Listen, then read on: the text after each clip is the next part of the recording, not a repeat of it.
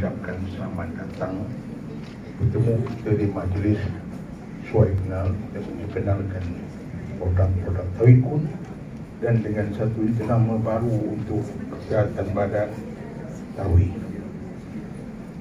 Saya rasa dalam dewan ini saya yang paling berumur sekali. Umur saya dah 68 tahun. Saya berkhidmat selama 20 tahun dalam Angkatan Tentera. Kalau cerita Kedah ni, saya boleh ceritalah kampung mana pada zaman tahun 70-an. Komunis ada di Sintu, komunis ada di Kuala Nerang, komunis ada di Baling, Sik, Belantik dan sebagainya.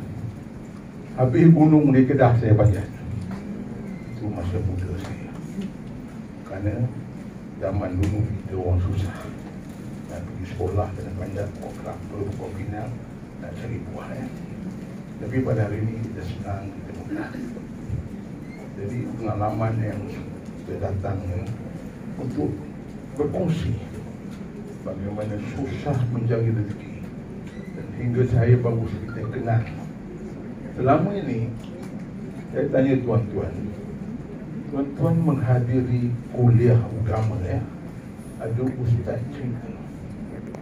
Ada tak ustaz cerita kat kita ni, kita perlu jadi kaya?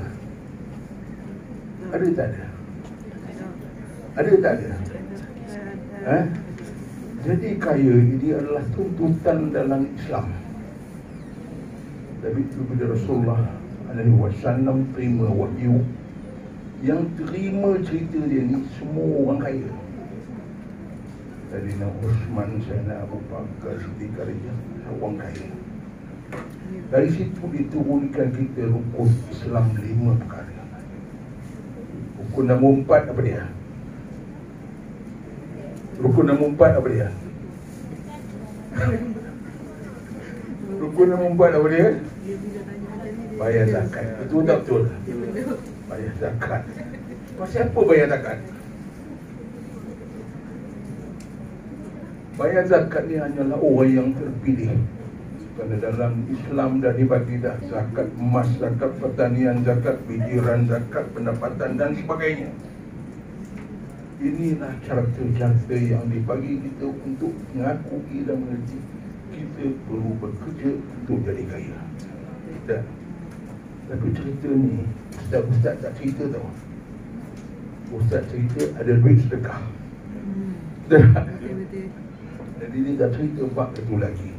Kerana bab ni orang yang belajar ekonomi dan belajar nus jadi faham. Jadi di sinilah kita Tawikun berkongsi ilmu ni. Kalau kita baca sejarah Islam, Sayyidina Uthman wakaf dia di Madinah hingga hari ini lebih daripada 700,000 trilion.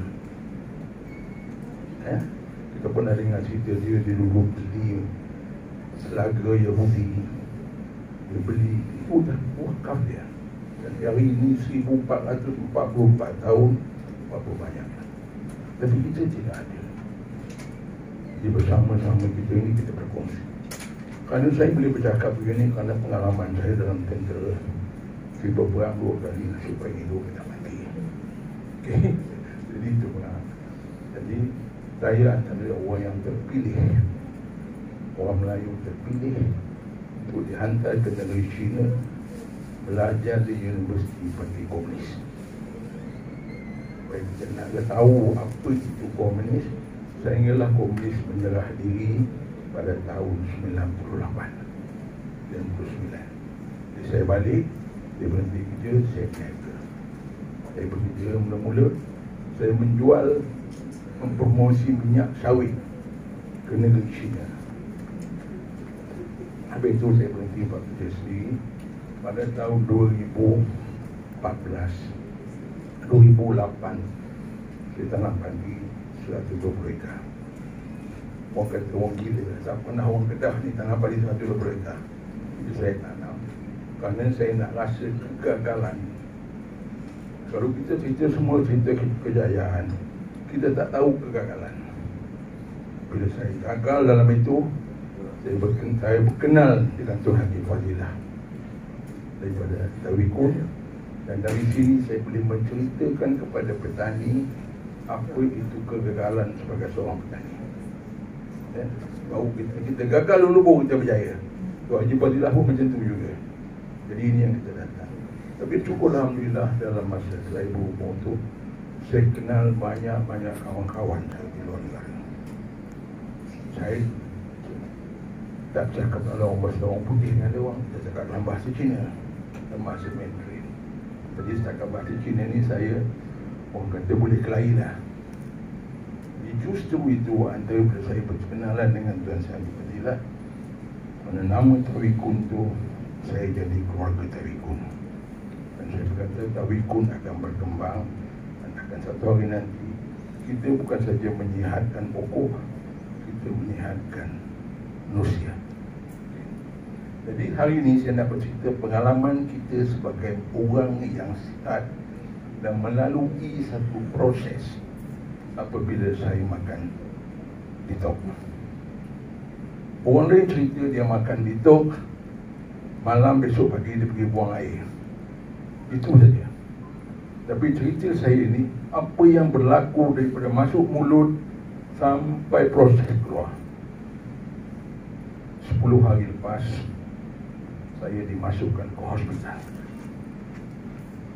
Kerana satu pagi saya bangun, saya buang air, keluar darah. Okay.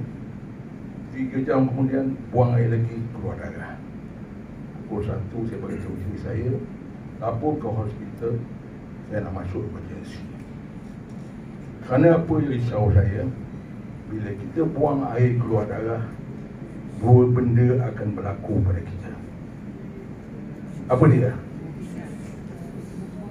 Apa yang berlaku? Sakit apa? Kuat sikit? Nama kanser usus. Betul tak? Yang kedua? Buah pinggang nak rosak. Ini yang berligar dalam kepala saya. Kerana bila kena kanser usus, 90% apa jadi? Gol. Jadi kalau orang main bola aja, memang gol. Jadi duduk di hospital. Jadi bila masuk hospital ni, hospital tu semua doktor pakar ada, doktor ada, dan doktor pelajar ada. Jadi mereka menunggu orang macam saya ni, kerana ini adalah spesimen untuk kajian. Datang doktor, korek punggung. Datang doktor, korek punggung. Satu hari dekat 20 orang doktor. Okay. Tak apalah, itu kerja dia, dia nak pengalaman. Tapi yang menariknya soalan dia tu. Soalan dia tanya saya pertama, sakit perut tak? Saya kata tak sakit perut. Pening tak? Tak pening. Muntah tak? Tak muntah. Dia jadi pelik. Dan lagi datang lagi sama juga, sampai saya dah letih nak berjawab. Tapi nak buat macam mana, kerana saya tujuan ada satu benda, saya nak tahu apa yang berlaku dalam usus saya. Lepas duduk di hospital, buang air, keluar darah. Doktor bagi saya ubat, satu ubat dia panggil cakul. Kita makan tu, buang air, jadi apa? Hitam. Hitam keluar. Dan diet ditukar, drip masuk ke kanan atas bawah. Dalam kepala saya ni, mungkin doktor tak nak cerita yang saya ni ada sakit usus. Lepas 4 hari di hospital, doktor beritahu, okey, besok awak berpuasa, kita akan flushing. Saya pun tak faham apa itu flushing. Rupanya nurse bawa saya 3 botol air, 1 botol 1 liter. Bayangkan, kalau kita minum mineral water 1 botol ni pun masa nak pecah perut.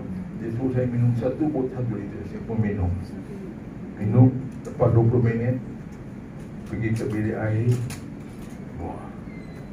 balik. Saya ingat habis lah, mungkin lagi 2. Dia suruh minum lagi. Dalam masa 3 jam saya habis 3 liter air. Last saya rehat. Jadi besok paginya, dia beritahu puasa tak ada makan apa, besok pagi doktor datang, nurse datang bawa saya ke bilik operasi. Sampai di bilik operasi, doktor tanya saya apalah yang saya nak dan sebagainya. Saya minta kepada doktor, saya tidak mau dibius. Kalau doktor kata, saya punya kes, dia akan buat satu kolonoskop dan satu endoskop. Itulah bila tak bius ni, saya rasa kalau makan ubi kayu keras dalam perut pun nak kata macam makan putih derian, kulit derian. Sebab saya dengar. Jadi bila kamera tu masuk, saya dapat lihat dalam kamera, dalam video dia. Doktor terkejut tengok bila dia masuk ke atas sampai bawah. Tidak ada sebarang ketumbuhan. Ya, tidak sebarang ketumbuhan. Saluran tu dia kata bersih.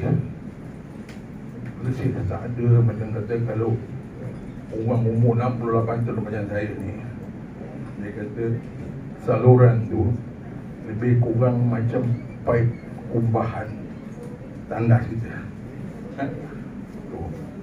Habis 10 minit dia keluar. Saya doktor senyum, dia kata apa. Dia kata sekarang kita nak masuk pula kolonoskop. Dia masuk kolonoskop, itu kita dapat lihat proses dia masuk. Dia masuk sebab dia tengok semua dinding-dinding usus kita apa jadi selama 45 minit. Jadi, saya tengok, saya tidak sedih. Doktor kata, awak patient yang pertama, tengok apa dalam perut saya. Dia kata kerana saya nak bercerita dengan orang apa yang ada. Selama ni orang cerita luaran, betul tak? Dan doktor dia tak cerita ke orang bertengok dalaman. Keluar dia kata, Puan, tidak ada apa ketumbuhan, tidak apa keturunan dalam perut.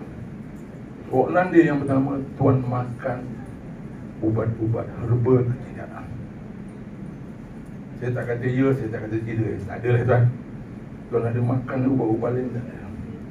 Saya tanya, pasal apa doktor tanya soalan ni? Dia kata kerana dalam saluran usus dan kolon semua bersih. Jadi itu saya simpan, dia tak cerita kat dia. Kata saya makan fiber detox. Kerana sebelum ni, saya lah antara orang-orang yang dalam tabikun ni yang kita test ni. Jadi ini testimoni ini adalah pengalaman yang saya bercerita dengan tuan-tuan. Kalau orang lain dia cerita orang ni, si saya sendiri. Kerana 68 tahun, saya tak pernah masuk hospital. Bila saya berhenti tentera, medical record saya tak ada. Dari kecil saya tak pernah sakit. Itu kelebihan yang saya ada. Berisi saya boleh. Pada dia tak pernah hantar. Inilah pertama kali dia hantar saya ke ward. Saya pernah juga masuk ward 4-5 tahun dulu. Kerana bila saya beli rumah, saya bercakap tak boleh. Itu dikatakan suspek mild stroke.